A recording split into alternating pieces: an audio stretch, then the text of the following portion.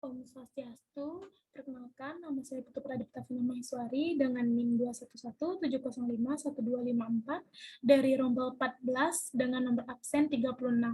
Jadi di sini saya akan memaparkan jawaban dari UAS Agama Hindu.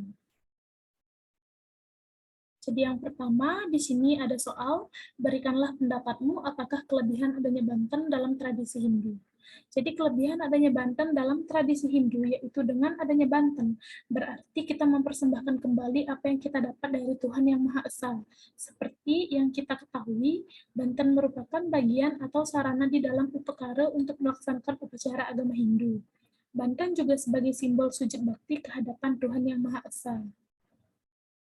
Kemudian yang kedua yaitu ada nilai-nilai apakah dalam agama Hindu yang harus dilakukan agar umat Hindu tidak terjerumus dalam perbuatan korupsi, dan sebutkan langkah-langkah yang bisa diterapkan.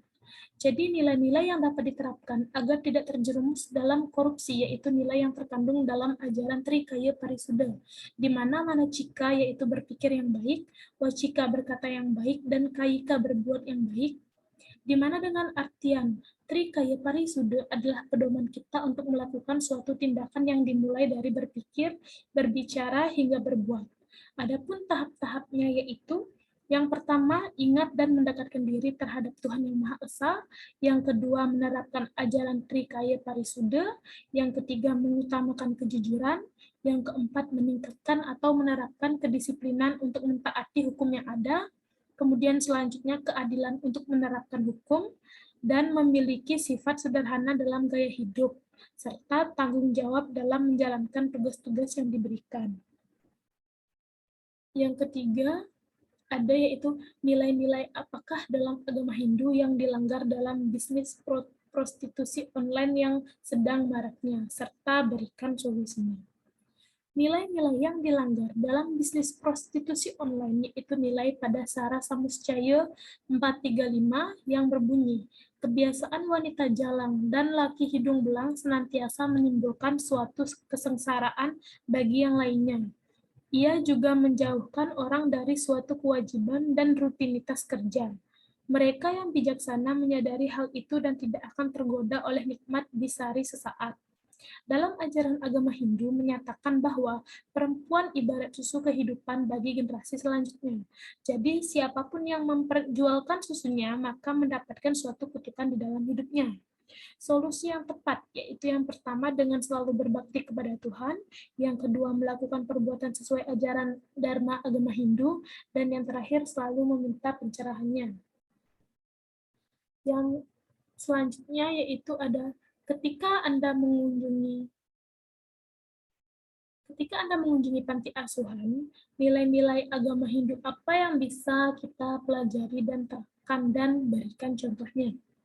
Nilai agama Hindu yang kita dapat yaitu nilai kepedulian dan kebersamaan serta selalu merasa bersyukur atas apa yang kita dapatkan. Contohnya, kita mengunjungi panti asuhan dengan membagikan suatu sembako. Dengan hal itu kita dapat menghargai apa yang kita dapatkan serta selalu merasa bersyukur atas apa yang kita dapatkan.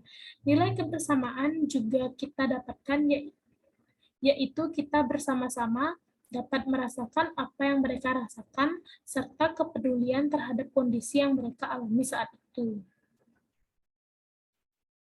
Kemudian di sini, manusia hanya dapat memperoleh ketentraman batin bila ia mempunyai kepercayaan yang teguh kepada Tuhan dan rasa pasrah sepenuhnya. Hanya orang-orang semacam itulah mendapat penghargaan yang tinggi di dunia. Apakah ada hubungan kepasrahan dengan sifat korupsi pada manusia? Jelaskan jawaban dan berikan contohnya. Hubungan rasa pasrah dengan sifat korupsi tentu saja ada pada tiap diri manusia.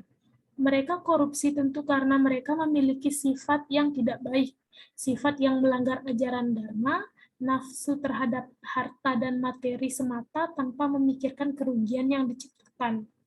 Orang yang melakukan korupsi akan merasa pasrah dengan hukuman atau sanksi yang akan diterima ke depannya. Dengan artian, mereka siap menanggung segala risiko yang diberikan dan yang didapatkan. Kemudian, Dalam konteks pemujaan, manusia hanya dapat menyadari kebenaran bila dia memupuk keselarasan dalam pikiran, perkataan, dan perbuatan. Kurangnya keselarasan di antara ketiga hal ini sama saja dengan dusta.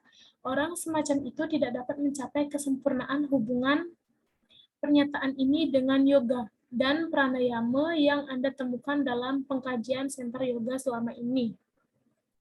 Yoga merupakan upaya penyatuan diri kepada Brahman dengan cara melakukan yoga yang akan menciptakan kesetaraan antara pikiran, perkataan, dan perbuatan sehingga bisa menenangkan pikiran dan diri kita. Sedangkan pranayama yaitu suatu bagian dari yoga yang dengan tujuan atau maksud untuk menenangkan diri dan menyelaraskan antara pikiran, perkataan, serta perbuatan. Selanjutnya, dalam bab tentang bakti, dalam kitab Bhagavad Gita dikatakan bahwa waktu adalah unsur yang paling penting dalam hidupmu.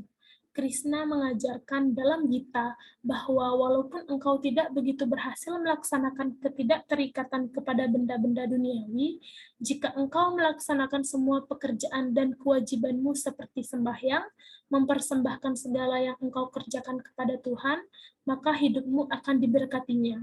Apakah makna ungkapan Bhagavad Gita yang dimaksud? Ungkapan Bhagavad Gita yang dimaksud adalah Tuhan sebagai pencipta dan penguasa alam semesta. Oleh karena itu, setiap manusia menerima suatu anugerah darinya.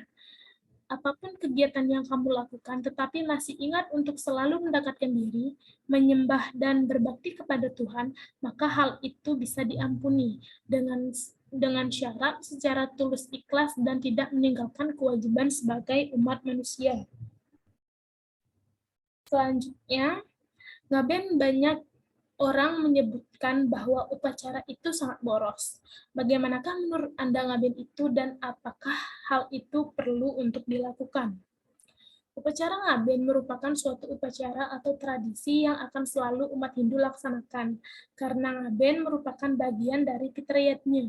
Ngaben merupakan ritual wajib untuk orang Hindu.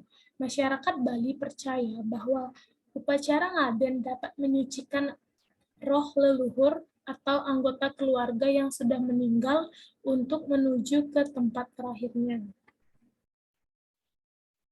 Selanjutnya, banyak orang Hindu lebih bersemangat melakukan upacara yajna besar-besar seperti Ngenterlinggih dengan biaya besar. Sedangkan untuk menyumbang beasiswa untuk anak miskin kerap ogah-ogahan. Bagaimana pendapat tentang menghadapi realitas yang seperti ini? Melaksanakan yajna dengan mewah atau besar-besaran, namun tidak memperdulikan orang yang membutuhkan, maka kita dapat menyebutnya yajna tersebut tidak ada maknanya.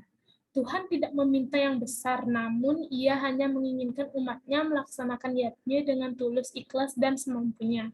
Walaupun tidak besar atau mewah, tapi masih terlihat maknanya, maka akan diterima olehnya. Kemudian yang terakhir ada yaitu Yatra Yogeswara Krisno Yatra Arto Danur Darah Tatra Sir Vijayo Budir Dhruva Nir Matir Mama. Artinya, di mana Krishna, penguasa yoga, dan Arjuna yang bersenjatakan busur perkasa, di sana ada kesejahteraan, kejayaan, kemuliaan, dan moral yang langgeng. Dalam Bhagavad Gita 1878. Untuk contoh pelaksanaannya dalam kehidupan sehari-hari. Beberapa siswa tidak memperlihatkan atau menyembunyikan buku-buku di dalam buku pelajarannya, dan buku agama selalu mereka membacanya. Mereka hanya memperlihatkan buku agamanya atau buku spiritualnya, padahal yang mereka baca adalah buku lainnya seperti novel atau cerpen lainnya. Dengan hal tersebut, mereka tentu berbohong, dan itu perbuatan yang tidak baik. Seandainya buku spiritual banyak ditempatkan di perpustakaan, maka tidak sedikit siswa akan membukanya lalu membacanya. Itu sebabnya hati siswa murni dan menjadi suci. Bila engkau memiliki perasaan yang suci, maka engkau akan mencapai tingkat kesucian yang paling tinggi dan hatimu akan menciptakan kedamaian. Baik, sekian presentasi dari saya. Saya ucapkan terima kasih dan Om Santi Santi Santi Om.